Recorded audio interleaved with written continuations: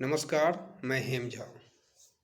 दोस्तों, आज का मेरा टॉपिक है नेशनलिज्म, राष्ट्रवाद। अब आप सोच रहे होंगे कि राष्ट्रवाद पे वीडियो बनाने की क्या ज़रूरत है, अभी ये मुद्दा कहाँ से आ गया। तो एक्चुअली ये मुद्दा अभी है।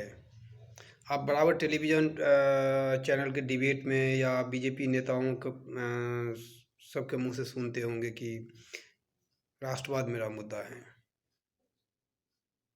राष्ट्रवाद राष्ट्रवाद की बात करते रहते हैं। राष्ट्रवाद में के मुद्दा लेके चुनाव लड़ने जाएंगे। 2024 के आम चुनाव में भी राष्ट्रवाद का मुद्दा हावी रहेगा। हालांकि बहुत सारे मुद्दे हैं, क्योंकि ये नहीं है कि एक राष्ट्रवाद ही है, लेकिन बहुत सारे मुद्दों में एक राष्ट्रवाद भी मुद्दा है। तो मैंने सोचा, मैंने इस पे बहुत दिनों से मैं इस पे फोकस कर रहा था। मैं सोच रहा था कि राष्ट्रवाद किसी पार्टी विशेष का मुद्दा कैसे हो सकता है। तो मैं पहले ये जानना चाहा कि आखिर राष्ट्रवाद है क्या। उसके बाद ही कंसेप्ट क्लियर होगा। ये किसी पार्टी का एक मुद्दा हो सकता है या नहीं हो सकता है। तो मैंने कहा पहले राष्ट्रवाद को ही जान लूँ। तो जो जहाँ तक मैंने कुछ क्या कहते हैं, इसका डॉक्यूमेंट्स तैयार किया, जो जिस रिसोर्सेज से मैंने कुछ इसके बारे में जानना चाहा, उसमें ये है कि राष्ट्रवाद पूरे राष्ट्र की एक बात होती है। राष्ट्रवाद पूरे राष्ट्र की है। एक राष्ट्र में रहने वाले जितने भी सारे लोग हैं, उन सब की जो एक जनभावना होती है, वो जनभावना ही राष्ट्रवाद है। जो न तो किसी क्षेत्र, न किसी जाति, न किसी धर्म, न किसी भाषा के आधार पे वो बटे हुए हो, बल्कि इन सबसे ऊपर उठ के जो एक ही दिशा में, एक समान दिशा में अपने राष्ट्र के प्रति, राष्ट्र के निर्माण के प्रति जो जनभावना पैदा करे, वही राष्ट्रवाद है। जो एक सेंटिमेंट पैदा करे। अब सपोज जैसे स्वतंत्रता संग्राम के टाइम में, इंडियन जो इंडिपेंडेंस के टाइम में जो आंदोलन सब चल रहा था, उस आंदोलन में जो पूरे देश की जो एक सेंटिमेंट था कि ब्रिटिश हुकूमत को देश से बाहर करने की जो जनभावना थी, वो राष्ट्रवाद हुआ। जिसको उस टाइम के जो आज़ादी का जो कांग्रेस की पार्टी थी, जो जिसमें खासकर गांधी जी और नेहरू जी के टाइम में जो राष्ट्रवाद एक समझो कि देशव्यापी रूप में ये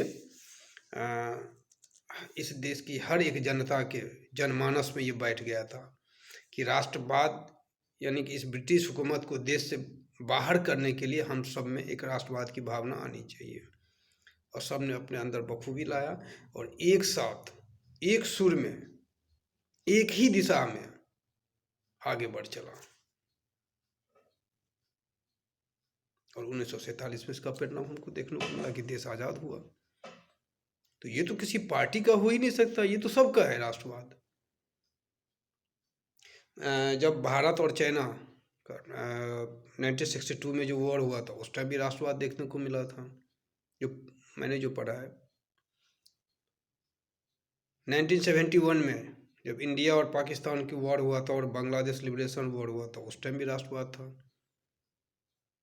यानी देश के ऊपर में कोई क्राइसिस आ जाए, कोई संकट आ जाए, किसी बाहरी ताकतों का संकट देश के ऊपर में आ जाए, तो उस संकट से निपटने के लिए जो एक देश के हर एक जनता में जो एक जनभावना पैदा हो, उस संकट से सामना करने के लिए, वो राष्ट्रवाद है। ये किस में नहीं होता है, ये तो सबके लिए है, किसी पार्टी विशेष के लिए तो है नहीं, वो हर पार्टी का है, देश की हर एक नागरिक का है। राष्ट्रवाद तो सबका है, तो किसी एक पार्टी का इस पे कॉपीराइट कैसे हो सकता है। लेकिन इस पे कोई सवाल नहीं करता है। कोई पूछेगा ना कि ये राष्ट्रवाद बीजेपी का मुद्दा कैसे हो सकता है। मैं बार बार एक तो राष्ट्रवाद पे एम्फेसाइज कर रहा हूँ, और मैं बीजेपी का नाम ले रहा हूँ। नाम इसलिए ले रहा हूँ क्योंकि राष्ट्रवाद का जो मुद्दा है ना, उसको बीजेपी वो कर रखा है, कैश कर रखा है। अपने लिए रिजर्व करके रख लिया। ऐसा तो नहीं हो सकता यार, राष्ट्रवाद तो सबका है, पूरे देश का है, हर पार्टी का है। राष्ट्रवाद कोई आइडियोलॉजी नहीं होता है। आइडियोलॉजी होता है कैपिटलिज्म, पूंजीवाद। आइडियोलॉजी होता है सोशलिज्म, समाजवाद। आइडियोलॉजी होती है मार्क्सिज्म, मार्क्सवाद। आइडियोलॉजी होती है सेकुलरिज्म। आइडियोलॉजी होती है कम्युनलिज्म, नेशनलिज्म या राष्ट्रवाद कोई आइडियोलॉजी नहीं है। जितने सारे मैंने आइडियोलॉजी बताया, इन आइडियोलॉजियों जो एक पार्टी विशेष होती है ना, उनका एक अपना एक आइडियोलॉजी होता है कि अगर हमारी सरकार आती है तो हम अपने इस आइडियोलॉजी के अकॉर्डिंग हम देश को ले चलेंगे। लेकिन जब राष्ट्र के ऊपर में कोई बात आएगी तो नेशनलिज्म तो उसका भी रहेगा। अगर कोई सोशलिज्म को मानने वाले किसी पार्टी का अगर देश में सरकार बनती है, लेकिन अगर कोई देश पे कुछ संकट आती है, क्राइसिस आती है, तो उसका भी नेशनलिज्म होगा। भाई नेशनलिज्म तो सबका है, किसी एक पार्टी का कैसे हो सकता है? लेकिन कोई आज तक सवाल नहीं पूछा है। एक काउंटर सवाल होना चाहिए ना कि राष्ट्रवाद एक बीजेपी का मुद्दा कैसे हो सकता है, जो बीजेपी राष्ट्रवाद के मुद्दा लेके चुनाव में जाएगी और राष्ट्रवाद पे वोट मांगेगी। ये कैसे हो गया भाई? राष्ट्रवाद का इशू, नेशनलिज्म का इशू एक बीजेपी का इशू कैसे हो गया? ये इशू है ही नहीं भाई। देश में अभी कोई संकट है क्या? किसी बाहरी ताकत का आक्रमण हुआ है?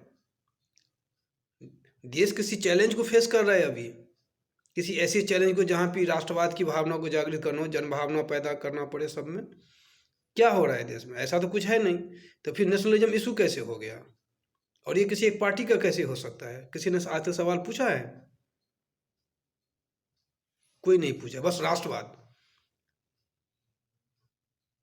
बीजेपी का राष्ट्रवाद मुद्दा है, बीजेपी का राष्ट्रवाद मुद्दा। अरे भाई कैसे राष्ट्रवाद मुद्दा है? किस किस एंगल से राष्ट्रवाद क्यों है? हाँ, एक चीज हो सकता है, हिंदू नेशनलिज्म हो सकती है, रिलीजियस नेशनलिज्म हो सकती है। कुछ जो नेशनलिज्म का दो तीन वर्गीकरण हुआ है, हिंदू नेशनलिज्म, रिलीजियस नेशनलिज्म, मुस्लिम नेशनलिज्म। अगर हिंदू नेशनलिज्म की बात करें कि हिंदू राष्ट्रवाद, तो ये समझा जा सकता है। ये सही है गलत है ये अलग विषय है, इस पे अलग से चर्चाएं हो सकती है। लेकिन केवल जब राष्ट्रवाद की बात आती है तो वो सही नहीं है। राष्ट्रवाद कभी भी किसी एक पार्टी विशेष का नहीं हो सकता है। बस यही सबको राष्ट्रवाद है, बीजेपी का राष्ट्रवाद का एक मुद्दा है। कभी मैंने किसी के मुंह से ये नहीं पूछते हुए देखा भाई राष्ट्रवाद बीजेपी का मुद्दा कैसे हो गया भाई। ये तो हर एक नागरिक का मुद्दा है। अगर मुद्दा है तो जब उस समय आए, जब वो ऐसा सिचुएशन आए, ऐसा सर्कमस्टेंसेज आए, तो उस टाइम ये सबके लिए मुद्दा है।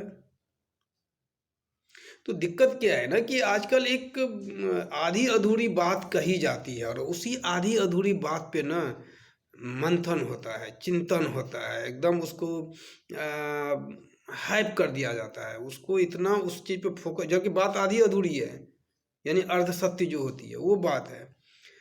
कहीं से कोई काउंटर सवाल नहीं करने वाला है। जो मैं बड़ी हैरानी होती है कई बार देख के कि हमारे देश में इतने बड़े बड़े विद्वान सब, जानकार सब, विश्लेषक सब है, लेकिन पता नहीं सामने से जो सवाल आ गया, अब ये भी नहीं देखा कि सवाल सही है गलत है, उसी सवाल पर अपना रिएक्शन शुरू कर देते हैं। अरे आप जिस पे आप रिएक्ट कर रहे हो, जिसका आप रिएक्शन दे रहे हो, पहले वो देखो ना कि उस चीज़ सही है कि नहीं है, उसने सवाल सही किया है कि नहीं किया है। कुछ नहीं, बस सब चल रहा है आज के डेट में, आज की तारीख में एवरीथिंग इज फेयर। किसी एक व्यक्ति के मुंह से जो निकल गया बस हो गया, उसके आगे कुछ नहीं, फुल स्टॉप है। अब वहीं उस फुल स्टॉप के आगे से ही आपको डिस्कस करना होगा, उसमें इफ बट कुछ है ही नहीं। इसलिए समस्याएं बहुत गंभीर हैं। मेरा किसी पार्टी विशेष से कोई वो नहीं है, न ही मैं किसी पार्टी विशेष को टारगेट कर रहा हूँ, क्योंकि इस वर्ड को उनसे रिलेट इसलिए कर रहा हूँ क्योंकि ज़्यादातर इसी जो राष्ट्रवाद जैसा शब्द है, इसको कैश वही कर रहे हैं आज के डेट में, इसलिए मैं उनका नाम ले रहा हूँ। इसलिए मैं आप सबसे कहना चाहूँगा कि थोड़ा आप सब भी थोड़ा सोचिए, समझिए, क्योंकि आजकल बहुत सारी बातें ना केवल आधी बताई जाती है, पूरी बातें नहीं बताई जाती। आधा जो सच है वो सामने रख दिया जाता है, और उसी का जो आधा सच होता है उसको झूठ में तब्दील कर दिया जाता है, वो बोला ही नहीं जाता है। और वो भी सच अपने फेवर के हिसाब से, जो पक्ष में जाता हो।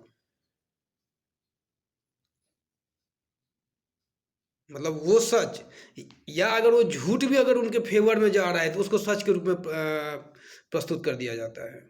बस सामने वाला उसी पे अपना प्रतिक्रिया देना शुरू कर जाते हैं, सब के सब वही जनमानस वही मान बैठते हैं, ऐसे ही है, ऐसे ही हुआ होगा, सही ही है। तो ये थोड़ा सा गंभीर है मसला, और आप सबसे निवेदन है कि थोड़ा आप सब इस सब पे थोड़ा तर्क वितर्क किया कीजिए, और गहराई से सोचिए कि जो कुछ हमारे सामने परोसा जा रहा है क्या वही सही है। और प्लीज़ हमारे चैनल को सब्सक्राइब कीजिए, लाइक कीजिए और शेयर कीजिए। धन्यवाद।